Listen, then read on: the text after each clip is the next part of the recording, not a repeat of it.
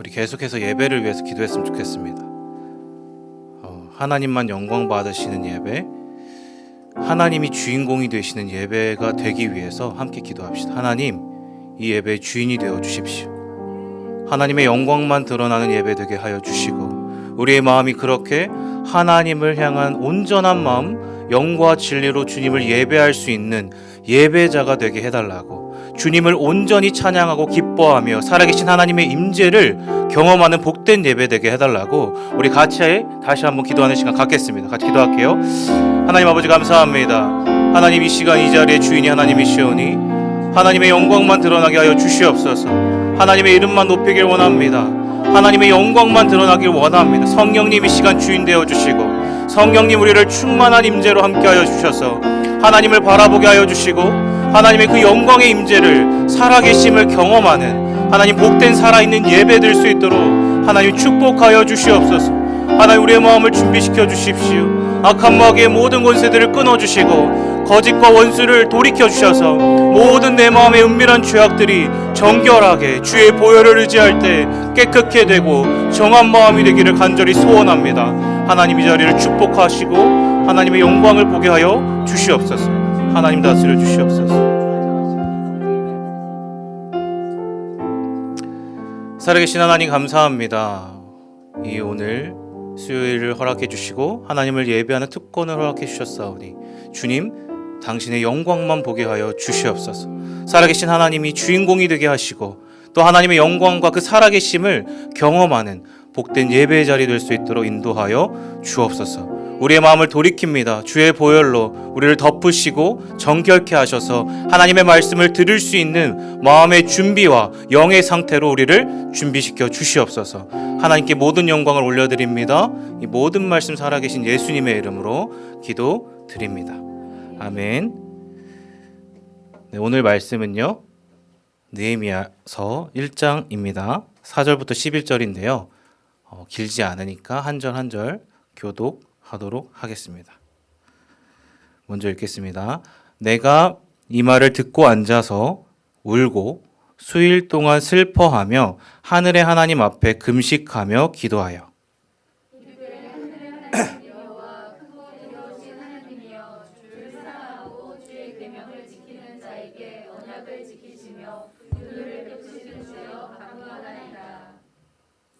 이제 종이 주의 종들인 이스라엘 자손을 위하여 주야로 기도하오며 우리 이스라엘 자손이 주께 범죄한 자들을 자복하오니 주는 귀를 기울이시며 눈을 여시사 종의 기도를 들으시옵소서.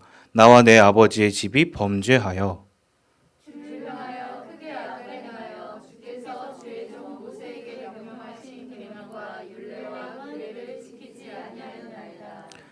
옛적에 주께서 주의 종 모세에게 명령하여 이르시되 만일 너희가 범죄하면 내가 너희를 여러 나라 가운데서 흩을 것이요 만일 내게로 돌아와 내 계명을 지켜 행하면 너희 통치자가 하늘 끝에 있을지라도 내가 거기서 너희를 모아 내 이름을 두려고 택한 곳에 돌아오게 하리라 하신 말씀을 제정하건대 기억하옵소서.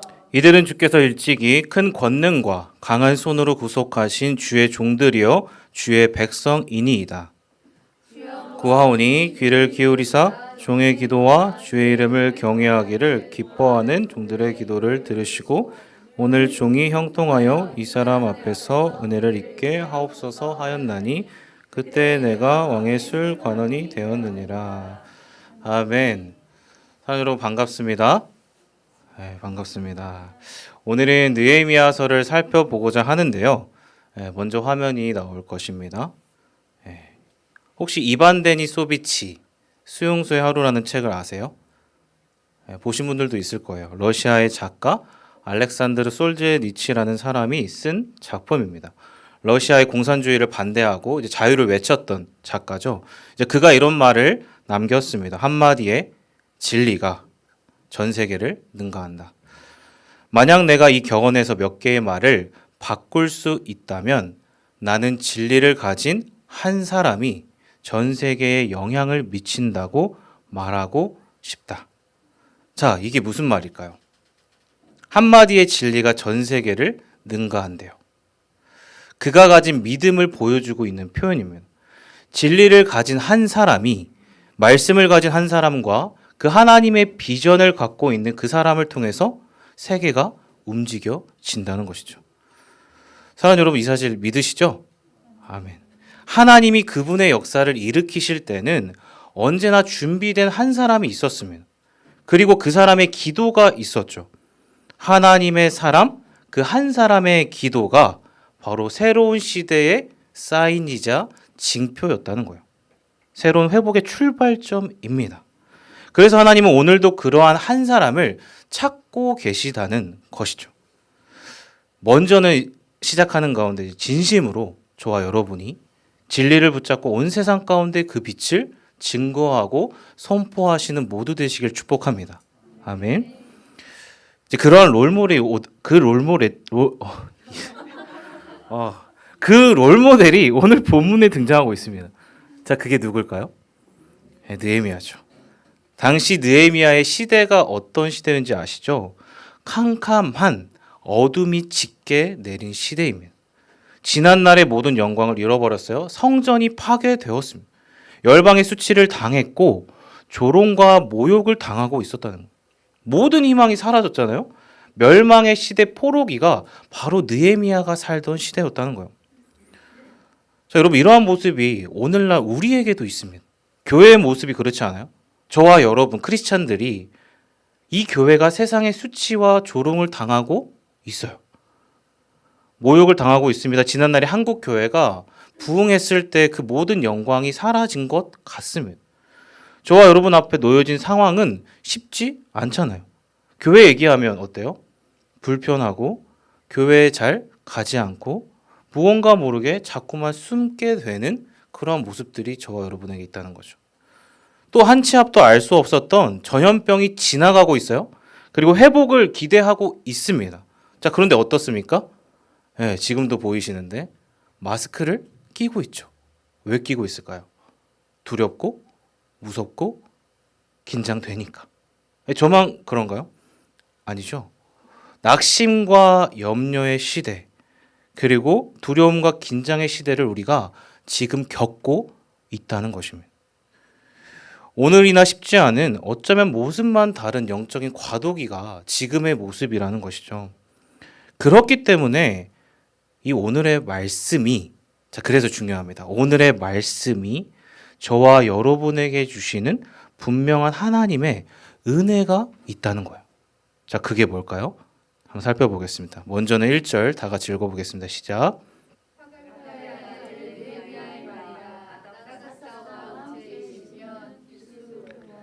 내가 수상궁에 있는데. 자, 이게 무슨 말일까요? 오늘 제목이 뭐예요? 제가 바꿨어요. 이 말씀을 묵상하다가 이 첫 구절이 너무 중요하구나 라고 생각을 했기 때문이에요. 자, 뭐라고 시작합니까? 그렇죠. 이게 무슨 말일까요? 저는 이 구절을 보면서 갔어요. 네, 어디를 간 게 아니라 마음이 흠뻑 빠져들었다는 것이면 여기서부터 은혜가 막 밀려오는 거예요. 자, 왜 그럴까요? 이러한 문장과 표현은요, 예언서에만 등장하는 표현이기 때문입니다. 자, 뭐라고요? 이 표현이 예언서에만 나와요. 다시 말해서 역사서나 다른 곳에서는 1절 첫 시작을 이렇게 전혀 표현하고 있지 않다는 거예요. 자, 실제로 볼게요. 이사야, 예레미야서, 호세아서의 첫 구절인데 한번 다 같이 읽어보겠습니다. 시작. 유다 왕 우시아와 요담과 아하스와 히스기야 시대에 아모스의 아들 이사야가 유다와 예루살렘에 관하여 본 계시라. 자, 또 베냐민 땅 아나돗의 제사장들 중 힐기야의 아들 예레미야의 말이라. 자, 호세아 우시아와 요담과 아하스와 히스기야가 이어 유다 왕이 된 시대, 곧 요아스의 아들 요로보암이 이스라엘 왕이 된 시대에 부에리의 아들 호세아에게 임한 여호와의 말씀이라. 그렇죠. 각 시대마다 하나님께서 선지자들에게 하나님의 말씀을 주실 때, 계시할 때만 이렇게 표현했다는 거예요. 즉 이것은요, 하나님께서 각 시대마다 강력한 그분의 뜻과 비전을 이루시기 위해 각 사람들을 택하실 때만 사용했다는 거예요. 하나님은 신실하게 당신의 약속을 이루어 가신다. 라는 하나님의 확고한 의지적인 표현이라는 거예요. 자, 그런데 지금 이게 어디에 나와 있다고요? 느헤미야서 1장 1절에 나오고 있다는 거예요. 자, 이건 엄청난 표현입니다. 그런데 느헤미야서는요, 우리가 잘 알다시피 역사서입니다. 그런데 왜 이러한 표현이 나왔을까요, 여러분? 왜 이렇게 표현했냐는 거예요. 자, 그것은 의도하는 바가 있다는 거죠. 숨겨진 강조점이 있다는 것을 보여주고 있다는 거예요. 자, 그게 무엇일까요? 자, 1절에 누가 등장하고 있어요? 다시 띄워주세요, 1절. 그 인물들에 집중해야 된다는 거예요. 자, 누가 나와요? 오늘 말씀의 제목, 하가랴, 느헤미야. 자, 성경에서 인물들은 각자의 이름과 그 뜻에 중요한 상징과 의미를 담고 있어요. 그렇지 않습니까? 그래서 역사 가운데 새 일을 행하실 때 하나님은 각 사람들에게 이름을 주십니다. 그리고 그 이름을 바꾸시기까지 그 이름을 중요하게 여기셨다는 거예요. 자, 실제로 아브람 어때요? 믿음의 조상 무엇으로 바뀝니까? 아브람. 그리고 속이는 자 야곱은 어떻게 바뀌어요? 하나님이 너를 다스리겠다. 이스라엘로 바뀌죠. 그리고 시몬은 어때요? 신약에 예수님을 만나고 내가 너의 반석이라 베드로로 바뀌었습니다. 이외에도 열거하면 너무나도 많아요. 이처럼 오늘 첫 구절에 나오는 이 두 사람 하가랴와 느헤미야의 이름은 너무나도 중요한 이름을 담고 있다는 거예요. 하나님의 예언적인 선포, 그 의미가 담겨져 있는 거예요. 자, 그렇다면 그 뜻이 뭘까요? 하가랴는 잘 들어보세요. 여호와께서 어둡게 하셨다.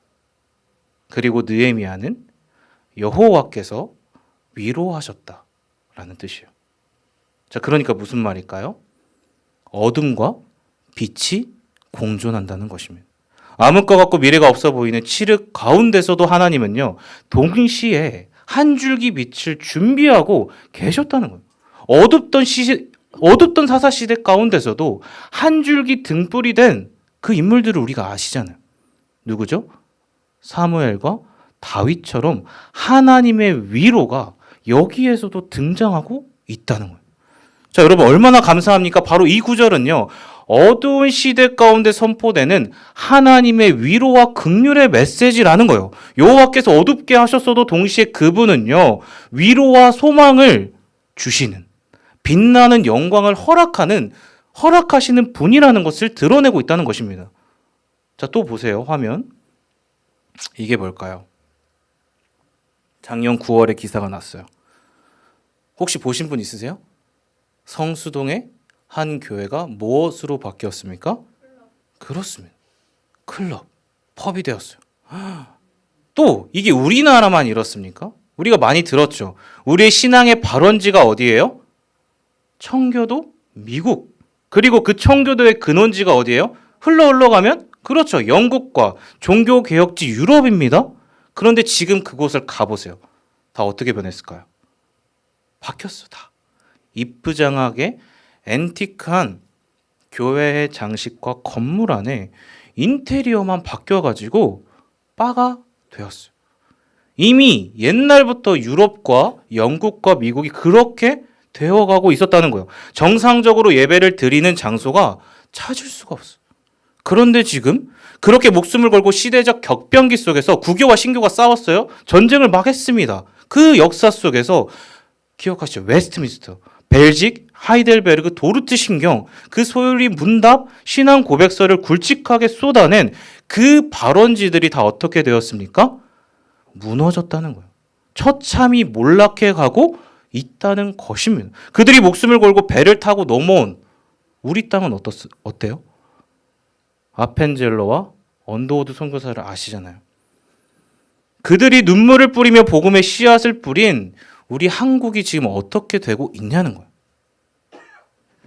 또 보세요. 화면. 이거 혹시 보신 분 있으세요? 최근에 제가 TV를 보다가 동상이몽이라는 프로그램을 봤는데 거기서 윤택, 임창정이라는 연예인이 나왔어요. 보신 분 있으실 거예요? 아니면 나중에 한번 봐보세요. 여기서 지금 뭐라고 있어요? 108배. 절에 가서 108배를 했대요. 그런데 여러분 절에 다니면 이 108배를 하는 게 이상한 게 아니죠. 그렇지 않습니까? 그런데 지금 이 사람들이 누굴까요? 기독교인이에요. 유아 세례 받았다잖아요. 그리고 아버지 윤택은 아버지가 실제로 장로님이라고 합니다. 그런데 이들이 제가 기절하는 줄 알았어요. 방송에서 이게 재밌다고 지금 내보내고 있어. 아니 이게 재미있습니까? 예, 재미있더라고요. 그런데 사실 크리스찬을 풍자하는 거잖아요. 겉과 속이 다른 기독교를 풍자하고 있는 거예요. 그러니까 제 마음이 너무 뒤숭숭한 거예요. 이게 웃었어요. 근데 제 마음이 갑자기 막 너무 이렇게 깔아앉는 거예요. 그냥 교회만 가서 예배만 드리면 끝나는 것입니까? 실제 삶과 다른 혼합주의죠. 비빔밥도 제가 비빔밥을 계속 언급하는데 이런 비빔밥이 없는 거예요. 이게 무엇입니까, 여러분? 한국 교회의 현실이라는 거예요. 저와 여러분이 살아가는 이 시대의 현실이라는 것입니다. 느헤미야의 몰락한 예루살렘이나 지금 저와 여러분이 살아가는 교회나 별반 다르지 않다. 교묘히 들어와 있는 혼합주의, 바알 숭배 다 있다는 거예요. 사랑하는 여러분, 이러한 얘기를 들으면 어떠한 마음이 드십니까? 어떠한 생각이 드시냐는 거예요. 너무 슬프고 안타깝지 않으세요? 그렇잖아요. 저는 너무 슬펐어요. 마음이 너무 아팠다는 거예요. 하지만 그래서 저는 오늘 이 1절이 크나큰 울림으로 다가왔다는 것입니다. 위로와 은혜의 말씀이 되었다는 것이죠. 시대와 어둠이 아무리 짙게 깔려도 그 어둠도 지금도 그렇지만 하나님의 빛을 막을 수 없다는 거예요. 하나님의 구원의 빛은 오늘도 여전히 저와 여러분에게 비추어지고 있다는 것입니다.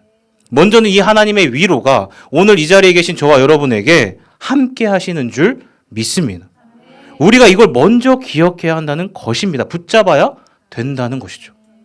자, 그렇다면 그 위로가 무엇일까요? 이제 구체적으로 살펴볼 것입니다. 어디에 나타나고 있을까요? 그것은 바로 오늘 느헤미야의 본문에서 나오고 있다는 거예요. 자, 11절 다 같이 읽어볼게요. 시작.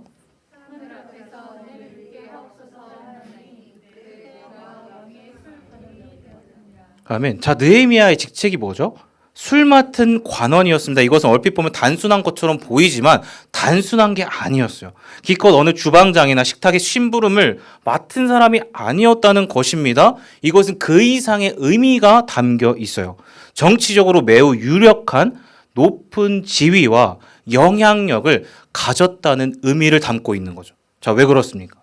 당시 페르시아죠. 페르시아는 전 세계를 지배하고 있었습니다. 그러니까 왕은 언제나 죽음의 위기에 있었어요. 언제 어디서 적들이 나올지 모르니까요. 늘 긴장하고 있었죠. 경계를 늦출 수가 없어요.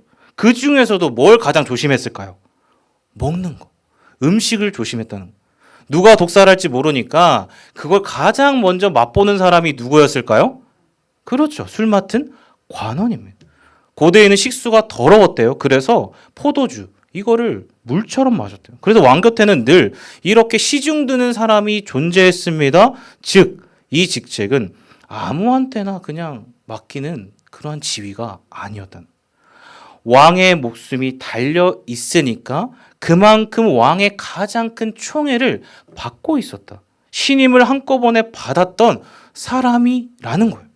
어떤 연유든 간에 느헤미야가 그 자리에 있었잖아요. 그렇다는 것은 정치적으로나 모든 면에서 실세, 독보적인 실세예요. 자, 그런데 그의 출신이 어떻습니까? 어떤 출신이에요? 이방인, 포로 출신이죠. 먼 예루살렘에서부터 끌려온 노예 출신입니다. 그런 그가 지금 그 한계를 극복했어요. 그 자리까지 올라갔다면 어땠을까라는 거죠. 이걸 한번 상상해 보셔야 돼요. 그래야 이후에 있는 이야기들이 더 깊게 와닿을 수 있어요. 어땠을까? 술 맡은 관원이었던 느헤미야. 자, 그런 지금 느헤미야에게 어떤 일이 생길까요? 자, 2절과 3절입니다. 다 같이 읽어볼게요. 시작.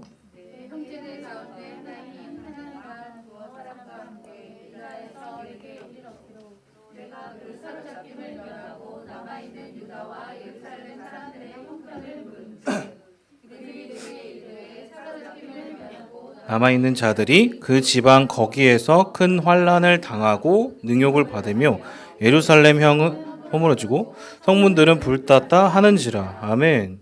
자, 무엇입니까? 예루살렘의 소식을 느헤미야가 들었어요. 자, 지금 시대는 아수르를 지나 바벨론의 흉악한 철인 통치를 지났습니다. 페르시아의 고레스 들어보셨죠? 그 왕이 패권을 잡았어요. 또 마침이라는 단어가 되게 중요하다고 했잖아요. 우리 목사님께서. 그동안 식민 지배가 너무나도 잔혹했나 봐요. 그래서 고레스가 이제는 좀 여유를 주자. 우리나라가 문화 통치를 받았던 것처럼 이때도 똑같이 문화 통치. 네. 주전 538년에 조서를 내립니다. 그게 그 유명한 뭐예요? 고레스 칙령입니다. 소위 문화 통치죠. 제한적 자유입니다. 이스라엘은 고국 예루살렘으로 돌아가는 영광을 경험하게 돼요. 하나님의 섭리죠. 총 3번에 걸쳐 기환하잖아요. 스룹바벨, 에스라, 그리고 이후에 느헤미야. 이러한 역사적 배경 가운데 2차 기한 때 돌아갔던 백성 중 일부가 지금 어때요? 하나니 누구예요? 7장에 보시면 느헤미야의 동생이라고 나와요. 그가 갑자기 돌아왔다는 거예요. 자, 그래서 무슨 말입니까? 느헤미야가 그것을 묻고 그 모든 일을 들었다는 거예요. 지금 3절의 이 능욕과 괴롭힘은 주변 열강이 아니에요. 같은 동족, 혼혈, 사마리아인들의 방해였다는 거예요. 자, 무려 몇 년 동안이었을까요, 여러분? 주일학교에서 이런 거 퀴즈를 많이 내는데 성전은 몇 년 동안 방해받았을까요? 스룹바벨이 지었을 때 16년. 자, 그리고 에스라서나 다른 기록을 보면 느헤미야가 건축한 이 성벽은 몇 년이었을까요? 야, 전 놀랐어요. 무려 72년 방해됐대요. 자, 그러니까 얼마나 힘들었을까 상상해 보세요. 거의 100년이에요. 100년 동안 이제 돌아가자. 예루살렘의 영광을 내가 회복하리라 하나님 말씀하신 걸 기억하고 갔는데 100년 동안 더디게 진행되었던 얼마나 진이 빠졌을까. 자, 그리고 그것을 들은 느헤미야의 반응입니다. 4절 다 같이 읽어볼게요. 시작. 슬퍼하며 하늘의 하나님 앞에 금식하며 기도하여. 자, 그 소식을 듣고 어떻게 하죠? 16,000km예요. 그 거리가 되는 예루살렘의 슬픈 소식에 느헤미야가 풀썩 주저앉아. 그리고 몇 날 며칠을 울고 있었다는 것입니다. 그런데 이 구절을 제가 원문으로 보니까 재미있는 표현이 나오고 있더라고요. 듣고 참고만 하세요. 와우 연속법, 바브 연속법이라고 하는데 이 표현은요, 당시 어떤 동작, 동사 있잖아요. 그 행위를 아주 신속하고 빠르게 연결하고 있을 때만 썼대요. 자, 동사나 그 행위를 아주 빠르게 연결할 때 이 표현을 했대요. 자, 그러니까 지금 느헤미야의 심정이 나오고 있다는 거예요. 아주 빠르게 얼마나 슬펐든지 듣고 앉아서 울고 슬퍼했더라를 쉬지 않고 표현을 이어갔다는 거예요. 얼마나 힘들었으면, 얼마나 슬펐으면 지금 그 마음을 느끼고 있는 거잖아요. 예루살렘의 소식을 듣자마자 그만큼 아파했을까. 좀 그런 표현이죠. 자, 여러분, 이것은 무엇을 말하는 것입니까? 저와 여러분에게 무엇을 얘기하는 거예요? 첫째로 느헤미야는요, 자신의 삶과는 상관없이 그 마음이 어디를 향했어요? 살아계신 하나님을 향했다는 거예요. 하나님이 지금 바라보시는 이 시대의 그 아픔 가운데 내 마음과 두 시선이 고정되어 있었다는 거예요. 자, 5절입니다. 다 같이 읽어볼게요. 시작.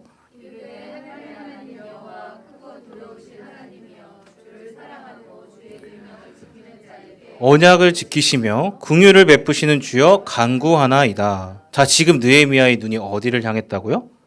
믿음으로 하나님을 향했다. 하나님께 고정돼요. 하나님의 마음을 느꼈습니다. 사실 느헤미야는요, 분명 제가 아까 얘기했죠. 풍족했을 거예요. 안락한 삶을 살고 있었을 거예요. 그렇지 않아요? 수산궁, 화려한 궁전에 있었잖아요. 그런데 실제로 느헤미야는 포로 2세예요. 유다가 멸망한 지 지금 몇 년이 흘러서 100년도 더 넘었다는 것입니다. 2세 교포. 그러니까 예루살렘은 어쩌면 딴 나라 얘기일 수도 있어요. 그렇지 않아요? 오늘날 미국, 캐나다 교포 2세들 보면 어때요? 한국의 이야기가 그저 지나가는 이야기로 와닿아요. 정서적으로 와닿지 않을 수 있다는 거예요. 느헤미야도 그렇다는 것입니다. 하지만 느헤미야가 그렇지 않았다는 거예요. 그의 현실에 안주하거나 도취되지 않았다는 거예요. 지금 그의 영성이 하나님께 즉각적으로 반응할 만큼 있었다는 것입니다. 사랑하는 여러분, 이게 저와 여러분의 모습이지 않아요? 우리가 살아가는 삶과 교회는 어떻냐는 거예요. 지금 눈에 보이고 잘 먹고 잘 사는 거 너무 많잖아요. 어떻게 하면 내가 이 현실을 돌파할 것인가? 내가 어떻게 하면 잘 살 수 있을 것인가? 이런 것들이 너무나도 중요하니까 그거에만 집중되고 있을 수 있다는 거예요. 그런데 영적이고 영원한 하나님의 나라, 거룩을 얘기하면 어떻게 와닿으세요? 세상 사람들은요, 그 고리타분한 거 너나 하세요. 제가 실제로 들었어요. 그렇게 얘기한다는 거예요. 그런 사람들과 그런 분위기가 그렇다면 하나님의 마음이요. 그 마음이 어땠냐는 거예요. 보이지 않는 거죠. 저와 여러분은 무엇을 보고 계십니까? 지금 무엇을 추구하고 있으시냐는 거예요. 마치 느헤미야는 반대로 몸은 지금 예루살렘과 교회에 지금 앉아 계시잖아요. 하지만 혹시 내 마음이 이 세상 페르시아의 화려한 궁전에 있지는 않는가? 예루살렘의 고통과 하나님의 마음이 느껴지지 않는다면요. 한 번이라도 그러한 죄의 심각성을 느끼지 못한다면 다시 한번 저를 포함해서 스스로를 점검해 봐야 한다는 것입니다. 사랑하는 성도 여러분, 하나님의 관심이 저와 여러분의 관심이 되고 하나님의 마음이 우리의 마음이 되기를 소망합니다. 자, 그리고 그렇게 하나님께 시선을 고정하기 위해서 느헤미야가 어떻게 했을까요? 네, 둘째로 느헤미야는 기도의 사람이었다는 것입니다. 자, 이걸 기억해야 돼요. 그가 즉시 울며 기도했다고 했습니다. 자, 그러면 그가 어떻게 이렇게 할 수 있었을까요? 그냥 갑자기 한순간에 기도의 사람, 야, 뿅, 나는 기도의 사람이야. 이렇게 했을까요? 아니라는 거예요. 그 이유가 있다는 거예요. 자, 이것은 시대적 배경을 조금 더 이해가 되어야 돼요. 구약의 역사서는 이스라엘의 흥망성쇠가 다 기록되어 있었어요. 늘 불순종하던 이스라엘의 패망과 굴곡진 역사가 기록되어 있었다는 것입니다. 자, 그러니까 늘 이런 질문이 있었겠죠. 잘 들어보세요. 하나님 진짜 계십니까? 진짜 하나님이 살아계시면 왜 우리가 이러한 꼴을 당해야 하는 것입니까? 대체 하나님 어디 계세요? 이런 질문도 있지 않았을까요? 그 시대의 사람들이? 그래서 여러분 잘 들으세요. 그래서 하나님은요, 이러한 저와 여러분들의 질문들과 같은 것에 답하기 위해서 수많은 선지자들의 이 붓을 들게 하셨다는 거예요. 다시 신앙의 불을 지피우시고 다시 일으키시기 위해서 역사서가 기록된 이유가 그렇다는 거예요. 선지서들이 기록된 이유가 그렇다는 것입니다. 지난번에 제가 역대 길을 설명드렸잖아요. 영성의 광산인 이유가 그렇다는 것입니다. 그래서 포로기 백성들이요, 이러한 역사서와 선지서들을 보면 무엇을 깨달았을까요? 그제서야 우리가 멸망한 이유가 있었구나. 하나님의 말씀을 버리고 우상을 따랐기 때문에 그랬던 거구나. 죄의 결과는 그만큼 심각한 것이구나 라는 것을 깨달을 수 있었다는 거예요. 자, 이것을 가르치고 깨닫게 하기 위해서 이때 생긴 것이 하나 있습니다. 자, 그게 무엇일까요? 혹시 앞에 히터 좀 꺼주실 수 있나요? 앞에만요. 네, 그 나머지 분들 저를 보세요. 네. 이것을 깨닫고 가르치기 위해서 오늘 우리가 교회가 있잖아요. 그 당시에 무엇이 생겼을까요? 회당이 처음 생겼어요. 그리고 오늘로 따지면 교회잖아요. 그리고 우리 목사님, 교육자들, 그 시대엔 누가 있었어요? 서기관. 다 이때 생겼습니다. 이해가 되시죠? 그래서 예레미야 15장 5절인데 다 같이 한번 읽어볼게요. 시작.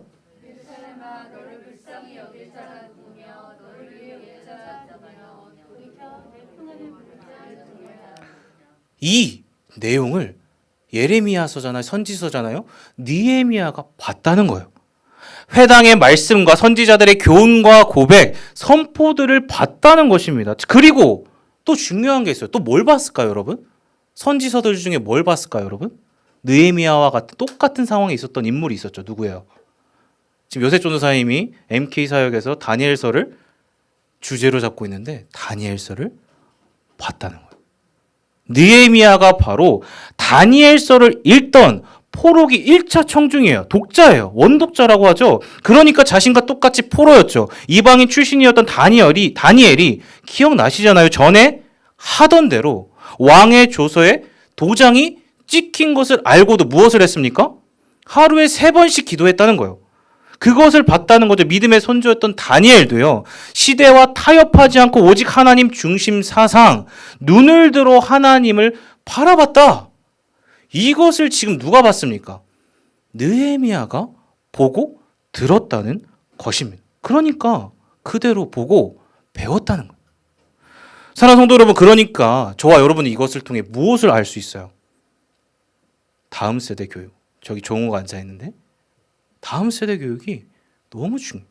역사를 잊은 자 미래가 없다고 합니다. 신앙을 잃어버리면 모든 게 무너져요. 그렇기 때문에 하나님을 신뢰하는 것, 믿음의 눈을 들어 믿음의 유산을 흘려보내는 것이 너무나도 중요하다는 거예요. 자, 그리고 그 믿음의 유산은 어떻게 흘러갈 수 있을까요? 오늘 우리가 보는 것처럼 기도의 능력으로 이어질 수 있다는 것입니다. 기도할 때 흘러간다는 거예요. 자, 오늘 말씀 5절 아까 읽었는데 다시 한번 읽어보겠습니다. 시작.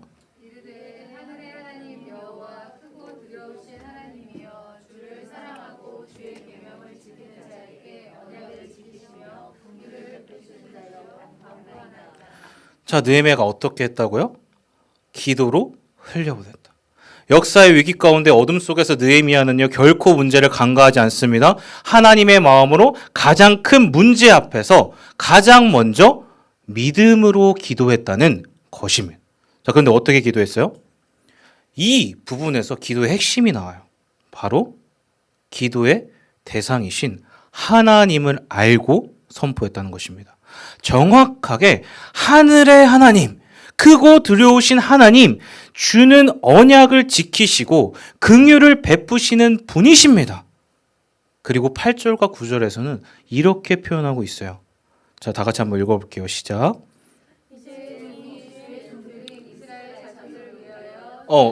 잠시만요. 8절 9절인데 제가 이게 추가가 된 내용이라 성경 한번 있으시죠? 8절 9절 성경 한번 찾아보세요. 읽어볼 거예요. 같이 한번 찾아봅시다. 8절과 9절. 제가 뒤에는 말씀을 못 드렸어요. 오늘 아침에 수정이 돼가지고 8절과 9절 다 같이 한번 읽어보겠습니다. 시작. 옛적에 주께서 주의 종 모세에게 명령하여 이르시되 만일 너희가 범죄하면 내가 너희를 여러 나라 가운데 흩을 것이요 만일 내게로 돌아와 내 계명을 지켜 행하면 너희 쫓긴 자가 하늘 끝에 있을지라도 내가 거기서부터 그들을 모아 내 이름을 두려고 택한 곳에 돌아오게 하리라 하신 말씀을 이제 청하건대 기억합소서. 바로 하나님의 언약, 약속의 말씀에 근거한 기도였다는 거예요. 자, 이게 어디를 인용했을까요? 느헤미야가 들었잖아요. 신명기 말씀을 인용하고 있어요. 자, 신명기 7장과 30장에 잘 나와 있는데 이것도 찾아볼게요. 지금은 안 나와 있어요. 7장 9절 이 하나만 찾아볼게요. 7장 9절 신명기, 그리고 한번 다 같이 읽어보겠습니다. 느헤미야가 어떠한 말씀을 인용했는지 읽어보겠습니다. 자, 제가 읽을게요. 시작. 그런즉 너는 알라 오직 내 하나님 여호와는 하나님이시요 신실하신 하나님이시라. 그를 사랑하고 그의 계명을 지키는 자에게는 천대까지. 지금 느헤미야는 언약에 근거한 하나님의 이름뿐만 아니라 그분이 약속하신 말씀이 반드시 이루어진다. 이것을 기억하고 선포했다는 것입니다. 결코 그러니까 허무맹랑한 기도가 아니죠. 분명하고도 구체적인 기도였다는 거예요. 분명한 대상이 있었고 내용이 있었어요. 이게 중요하다는 것입니다. 사랑하는 여러분, 저와 여러분은 어떻게 기도하고 계십니까? 사실 기도는 다른 종교에 다 있어요. 하지만 우리와 다른 게 무엇입니까? 그들은 존재하지 않는 신에게 간구하지만 우리는요, 살아계신 하나님, 창조주 하나님이 내 아버지가 되시고 나의 유일한 구원자가 되신다. 그분의 약속은 분명하게 이루어지신다. 라는 것을 고백한다는 거예요. 그러니까 여러분, 앞으로 기도할 때 이렇게 선포해 보세요. 여호와는 나의 목자시니 내가 부족함이 없으리로다. 그리고 여러분들이 아시는 하나님의 성품 있으시잖아요. 우리가 읽고 들었던 하나님의 성품을 선포해 보라는 거예요. 그럴 때 하나님의 마음이 내 마음 가운데 기도할 때 스며들어요. 자, 그러면 어떻게 돼요? 내가 어떠한 삶에 있든지 어떠한 풍파가 물려오든지 절대 무너지지 않아요. 왜? 잠깐 넘어져 있을 수 있지만 다시 일어섰어요. 왜? 하나님의 말씀은 변하지 않으시기 때문입니다. 영원하기 때문이에요. 그게 나를 붙드니까 결코 무너지지 않을 수 있다는 거예요. 자, 그리고 마지막이에요. 자, 세 번째, 느헤미야는 개인을 넘어 공동체적인 기도를 했다는 것입니다. 자, 6절과 7절 다 같이 읽어볼게요. 시작. 이제 나올게요. 6절 시작. 이제 종이 주의 종들인 이스라엘 자손을 위하여 주야로 기도하오며 우리 이스라엘 자손이 주께 범죄한 죄들을 자복하오니 주는 귀를 기울이시며 눈을 여시사 종의 기도를 들으시옵소서. 나와 내 아버지의 집이 범죄하여 주를 향하여 크게 악을 행하여 주께서 주의 종 모세에게 명령하신 계명과 율례와 규례를 지키지 아니하였나이다. 아멘. 자, 이것이 바로 기도의 최종 종착지예요. 느헤미야는 기도의 사람이었습니다. 하나님의 마음을 알고 기도의 능력을 신뢰했습니다. 그래서 그가 했던 기도의 내용이 무엇이었어요? 나의 죄를 넘어서 우리의 죄라는 거예요. 민족과 조상들의 죄까지 나의 죄로 여겼다는 것입니다. 이게 바로 공동체 의식이죠. 역사적인 기도라는 것입니다. 사실 이 죄는 느헤미야의 죄는 아니었잖아요. 그렇지 않습니까? 남유다 멸망은 100년, 150년도 더 된 일이었어요. 그런데도 느헤미야는 그 모든 세대의 죄까지 누구의 죄라고요? 나의 죄다. 우리의 죄다. 라고 고백했다라는 거예요. 이게 중요한 것이죠. 사랑하는 여러분, 그러니까 이러한 내용이 무엇을 얘기하는 거예요? 저와 여러분을 돌아보라는 것입니다. 옆 사람 볼 것 없이 나 자신을 돌아보라는 거예요. 저와 여러분의 역사와 교회, 앞선 부흥과 지금의 모습 가운데 도덕적으로, 영적으로 너무나도 어려운 상황 가운데 있다면 내가 어떻게 해야 되는가? 혹시 손가락질하거나 보수교회 기득권 정치적 의견이 다르다고 그저 비판과 정죄하고 있었다면, 한 번이라도 조롱과 판단을 해보셨다면요, 제가 좀 많이 했어요. 그래서 제게도 적용이 되는 말씀인 거예요. 만약 그렇다면 생각해 보시라는 거예요. 그 교회가, 그 역사의 아픔과 슬픔이 나의 아픔이 되어야 한다는 것입니다. 저와 여러분이 예수님의 피값으로 사신 교회라면, 그분이 피 흘려 죽기까지 사랑한 각자가 교회라면요, 정죄가 아니라 오히려 아파하고 먼저 기도해야 한다는 것입니다. 개교회주의가 아니에요. 지교회 중심이 아니라 느헤미야처럼 우리가 자복하오니 나와 우리 교회가 범죄했사오니 불쌍히 여겨주십시오. 이렇게 엎드리고 기도해야 한다는 것이죠. 사랑하는 여러분, 이러한 느헤미야의 모습이 어떻게 이어지는 줄 아세요? 무려 72년 동안 해결되지 못했던 성벽 재건을 며칠 만에 완성합니까? 52일 만에 완성하고 하나님의 나라를 하나님께서 그렇게 세워 가셨다는 거예요. 자, 이건 누가 하셨어요? 하나님이 하셨어요. 그분의 위로와 소망이 지금 이제 어디로 이어질까요? 느헤미야. 느헤미야가 어느 지파일까요? 지난번에 우리 예수님의 족보가, 계보가 어디로부터 나왔다? 유다의 규로부터. 느헤미야가 유다 지파예요. 자, 어디로 이어질까? 힌트 드렸어요. 어디로 이어져요? 신약의 그리스도로 이어집니다. 자, 고린도후서 13장 진짜 마지막 다 같이 읽어볼게요. 시작.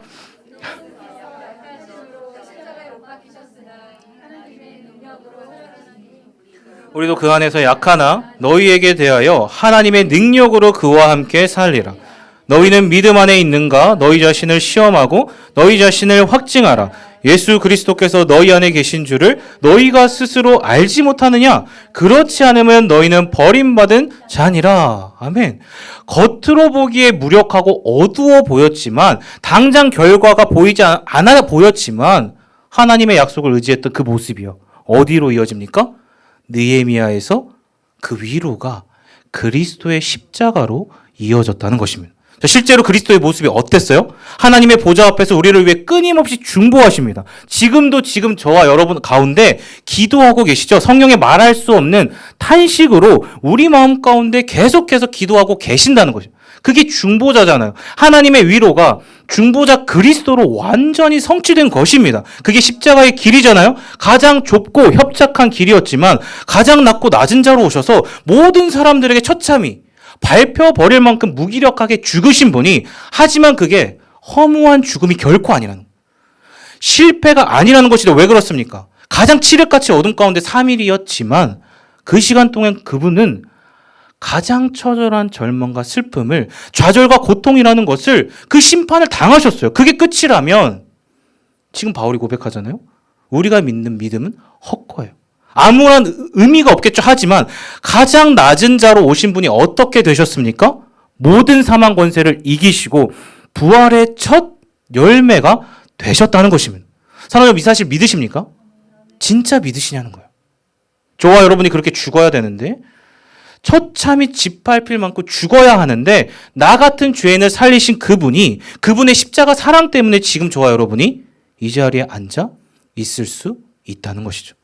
그렇기 때문에 저와 여러분이 썩어 없어질 이 땅에서의 가치가 아니라 영원한 주님의 나라, 존귀한 자, 존귀한 백성, 빛의 자녀라는 그 어떤 것과도 비교할 수 없는 최고의 가치를 부여받을 수 있었다는 것입니다. 사랑하는 여러분, 얼마나 기쁘십니까? 부활하신 주님은 그렇기 때문에 분명히 다시 오실 것입니다. 이 어둡고 타락한 세상의 끝을 심판주로 오셔서 분명하게 매듭지어 주실 거예요. 여러분 믿으시죠? 이 사실을 기억하라는 거예요. 이게 바로 느헤미야서에 담겨 있는 하나님 아버지의 위로예요. 깊은 절망 가운데 피어난 예수 그리스도의 열매꽃, 부활의 소망이라는 거예요. 부디 바라기는요, 오늘 이 말씀을 기억하시고 저와 여러분이 그러한 하나님의 위로, 하나님의 교회가 되시길 예수님의 이름으로 축복합니다. 이제는 저와 여러분이 그러한 하나님의 위로가 돼야 돼요. 하나님의 우리 아가페 블레싱 있잖아요. 뭐예요? 축복의 통로, 그 위로가 누가 돼야 되는 것입니까? 저와 여러분이 하나님의 그 위로의 통로가 되어야 된다는 거예요. 그러한 시대적 사명이 저와 여러분에게 있다는 것입니다. 사랑하는 여러분, 결코 이 시대와 타협하지 마십시오. 악에게 절대 지지 마세요. 우리는 예수님의 사망 권세를 이기신 그 권세를 가진 자들이에요. 날마다 그렇기 때문에 십자가의 보혈로, 오늘 이 느헤미야의 모습처럼 기도의 능력으로 승리하시는 모두 되시길 예수님의 이름으로 축복합니다. 우리 결단하는 찬양 부르고 함께 기도하는 시간 갖겠습니다. 하나님의 사랑, 주님의 눈물입니다.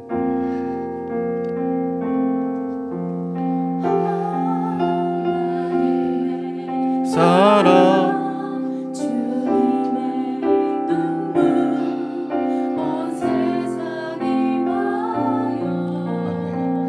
잃어버린 영혼 찾아 오신 주님, 지금도 우리를 사랑해. 2000년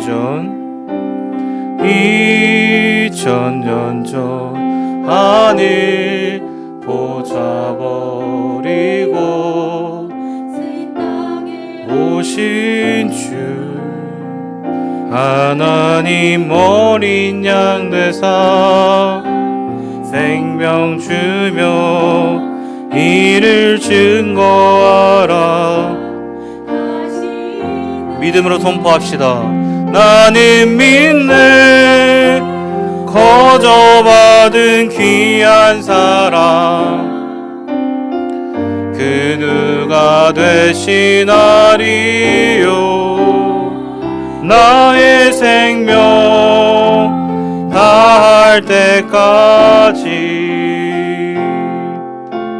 그 사랑을 다시 한번 찬양해 볼게요. 하나님의 사랑.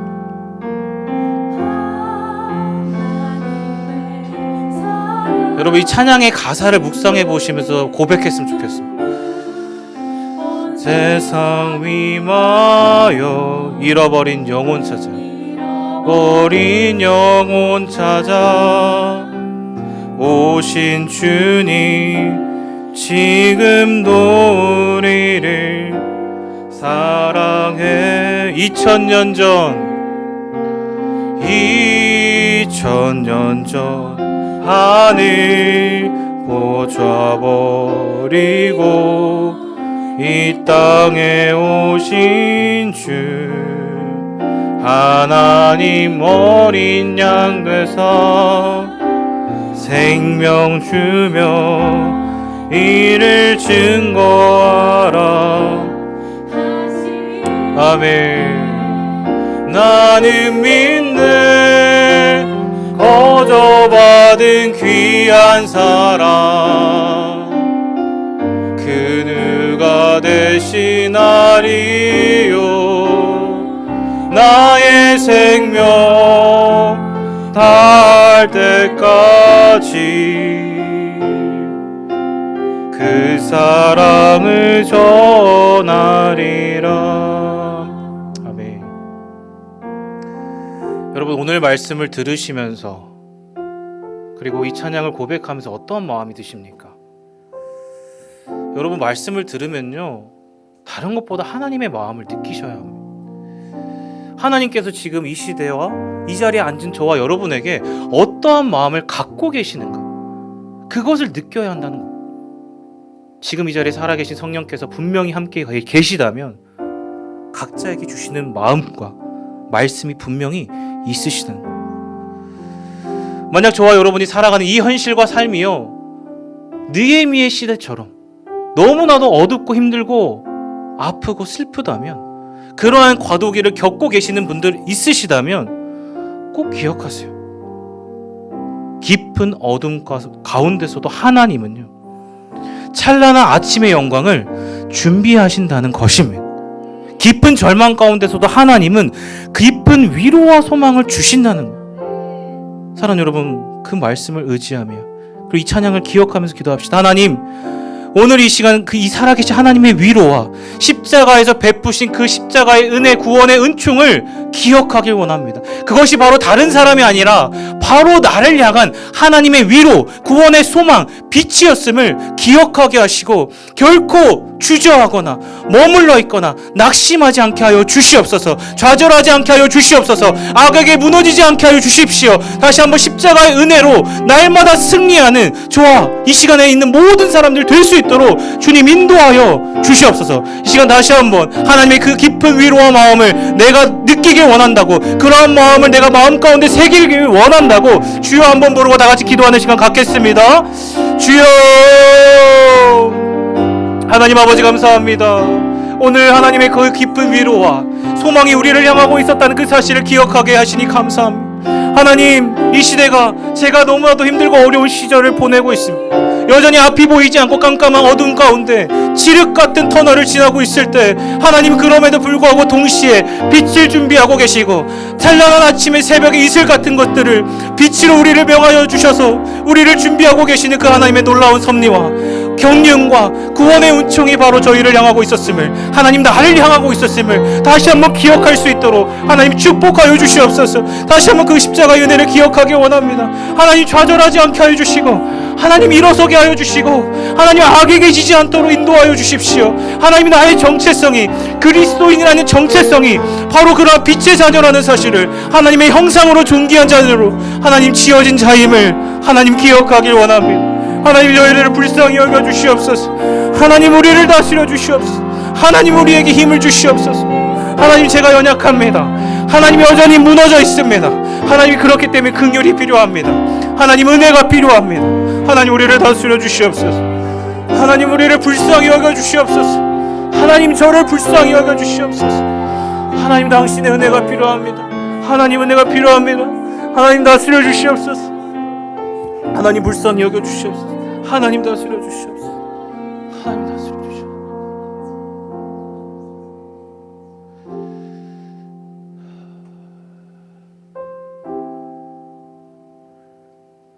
또한 기도했으면 좋겠습니다. 우리가 하나님의 마음을 느꼈다면 그 하나님의 마음이 향하는 그 말씀의 중심을 봐야 합니다. 오늘 그 하나님의 위로는 느헤미야에게 임했다고 했습니다. 그리고 예수 그리스도로 이어져서 성취되었다고 했습니다. 그렇다면 저와 여러분이 그러한 축복의 통로가 되어야 되지 않겠습니까? 우리 같이 기도합시다. 하나님, 제가 그러한 느헤미야와 같이 이 시대를 향한 하나님의 위로와 등불이 되길 원합니다. 하나님, 기도의 능력을 의지하며 믿음의 눈을 들어 하나님을 바라보고 하나님께 두 눈이 시선이 고정되어 있었던 느헤미야와 같이 우리의 참된 중보자 되셨던 예수 그리스도의 모습을 본받으며 살게 하여 주시옵소서.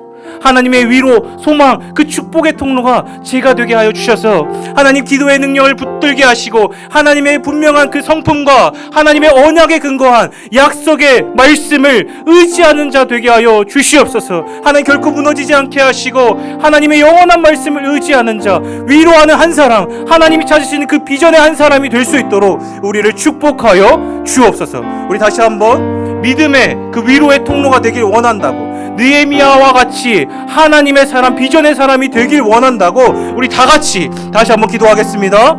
하나님 아버지, 감사합니다. 하나님, 우리가 어떠한 모습을 보길 원하십니까? 하나님, 우리가 어떠한 사람이 되길 원하십니까? 하나님의 비전과 사명이 향하는 곳, 하나님의 사람들, 하나님 다윗과 사무엘과 같이, 다니엘과 같이 하나님의 축복의 통로가 되길 원합니다. 하나님의 위로가 되길 원합니다. 하나님의 통로가 되길 원합니다. 하나님, 그렇게 우리를 사용하여 주시옵소서. 하나님, 우리를 그렇게 인도하여 주시옵소서. 빚어가 주십시오.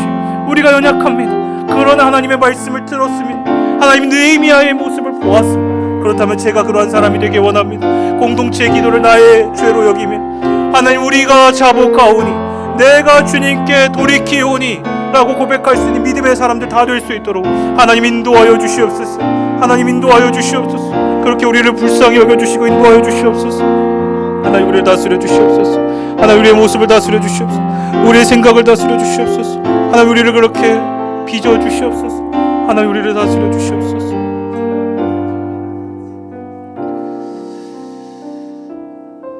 마지막으로 한 가지 더 기도했으면 좋겠는데요. 제가 이 말씀을 준비하면서 이건 꼭 기도해야겠다라는 마음이 생겼습니다. 그것은 한국 교회와 그리고 지금 전쟁과 재해로 고통받고 있는 튀르키예 그리고 우크라이나를 위해서 기도했으면 좋겠다는 것이었습니다. 이틀 전, 3일 전에 튀르키예에게 지진이 났습니다. 4,000명 이상이 죽었고 2만 명 이상의 사람들이 어려워하고 있다고 해요. 우크라이나는 1년 이상을, 2월이잖아요. 1년이 되었어요. 여전히 전쟁의 위기 가운데 고통받고 있습니다. 그렇다면 우리가 느헤미야의 말씀을 보았듯이 느헤미야가 자신의 죄를 넘어 공동체적 기도로 이어져 갔다면 우리는 그러한 사명을 이어받아야 된다는 거예요. 그들을 위해서 우리는 기도해야 되는 사명이 있다는 것입니다. 우리 함께 기도합시다. 하나님, 이 한국교회에 부흥을 허락해 주십시오.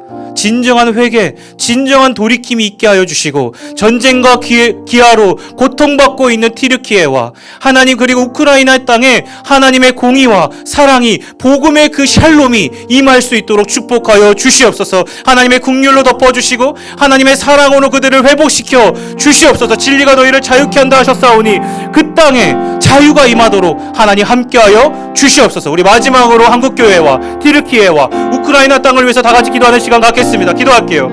하나님 아버지, 감사합니다. 하나님, 다스려 주시옵소서. 이 땅과 하나님 한국교회와 튀르키예와 우크라이나 땅에 주님의 공의와 샬롬이 임하길 원합니다. 하나님의 나라가 임하길 원합니다. 하나님의 주권과 통치가 임하길 원합니다. 하나님, 다스려 주시옵소서. 하나님, 외면치 마시고 그 땅에 주님의 공의와 샬롬이 임하게 하여 주시옵소서. 하나님, 다스려 주시옵소서. 하나님, 보살펴 주십시오. 하나님, 그들이 고통받고 있으면 주님 아시지 않습니까? 그 땅에 주님의 샬롬이 임하게 하여 주시옵소서. 그럼에도 불구하고 그 땅에 그 위기 가운데 하나님의 공의가, 주님의 빛이 임하고 있다는 사실을 기억하게 하여 주시옵소서. 하나님, 다스려 주시옵소서. 하나님의 구원의 역사가 있을 수 있도록 하나님 인도하여 주시옵소서. 하나님, 다스려 주시옵소서. 하나님, 붙들어 주시옵소서. 하나님, 불쌍히 여겨 주시옵소서. 하나님, 당신의 은혜를 도와여 주시옵소서. 하나님, 다스려 주시옵소서. 하나님, 붙들어 주시옵소서. 하나님, 다스려 주시옵소서. 하나님, 다스려 주시옵소서. 아버지, 불쌍히 여겨주시옵소서. 아버지, 다스려 주시옵소서. 하나님, 다스려 주시옵소서. 하나님, 다스려 주시옵소서. 하나님, 다스려 주시옵소서.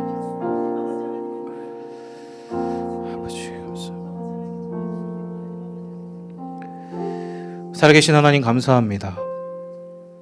오늘 느헤미야 말씀을 통해 하나님은 깊은 위기와 어둠 가운데서도 찬란한 빛을 비추고 계시는 위로의 하나님이심을, 구원의 하나님이심을 깨닫게 해주셔서 감사합니다. 오늘 느헤미야의 모습을 본받아 우리 모두가 기도의 사람이 되게 하여 주시고, 하나님이 이 시대에 찾으시는 비전의 사람, 하나님의 사람들이 다 되게 하여 주십시오. 믿음으로 눈을 들게 하셔서 하나님의 성품을 의지하며 기도의 능력을 의지하는 모두가 되게 하여 주십시오. 한국교회와 우크라이나, 튀르키예를 위해서 기도합니다. 죄로 얼룩진 한국교회를 불쌍히 여겨주시고 회개의 영을 부어주셔서 회복의 은혜가 있게 하여 주시옵소서.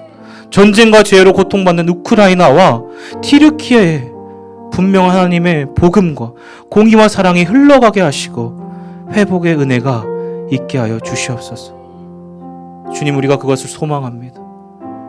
여전히 어둡지만 힘들고 아픈 소식들이지만 하나님의 공의는, 그 구원의 일들은 멈추지 않는다. 부활의 주님은 반드시 다시 오신다. 이 사실을 기억하며 부활의 소망을 의지하는 하늘 시민권자들 다 될 수 있도록 주님 인도하여 주옵소서. 하나님 감사합니다. 이 모든 말씀 살아계신 예수님의 이름으로 기도합니다. 주기도문으로 예배를 마치겠습니다. 하늘에 계신 우리 아버지여, 이름이 거룩히 여김을 받으시오며 나라가 임하시오며 뜻이 하늘에서 이룬 것 같이 땅에서도 이루어지다. 오늘 우리에게 일용할 양식을 주시옵고 우리가 우리에게 죄 지은 자를 사하여 준 것 같이 우리 죄를 사하여 주시옵고 우리를 시험에 들게 하지 마시옵고 다만 악에서 구하시옵소서. 나라와 권세와 영광이 아버지께 있사오나이다. 아멘. 각자 기도하시다가 돌아가시면 되겠습니다.